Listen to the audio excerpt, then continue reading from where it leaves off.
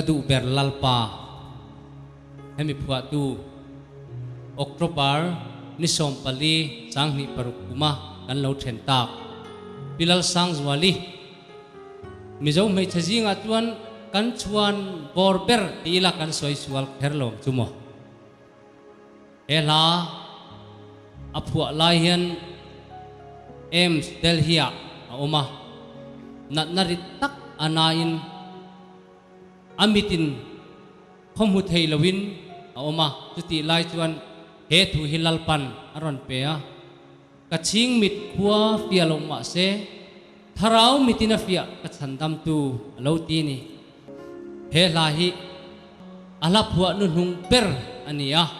he khovela hian harsatna ama ang thawalo tok tu ko kan mai thei tuna ama chu hu tur lo om to lo ma se Thlarau in kan nuna thu soi reng se ti hi kan thok lai na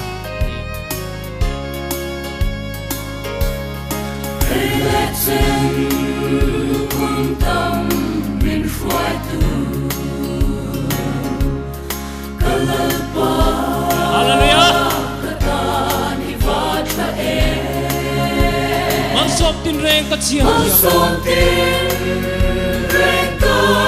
chhiarsenglo Hlim lawmna chatuan nunne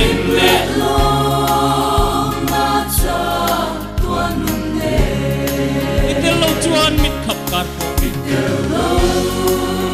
chuan mit khap kar po kanong zo lo ka chauh le nang chauh ni ka DUHBER le nang chauh ni ka DUHBER le chatuan thlenga ka belhtur chu ka chhingmit khua fiah lo mahse ka chhingmit khua fiah lo mahse Thlarau mitina fiah chatuan Thlarau mitina fiah chhandamtu vui lo em po theng se vui lo em po theng se chatuan van kho van bin amen hallelujah LALPA se lo chuan em mit khap kar po kanong so lo ka chauh le thin ni pa kanong zo lo ka chauh le nang chauh ni ka DUHBER le nang chauh ni ka DUHBER le chatuan thlenga ka belhtur chu ka hahchawlhna le thlamuanna ka hahchawlhna le thlamuanna Innghahna beisei dang kan hei lo ni pa Innghahna beisei dang kan hei lo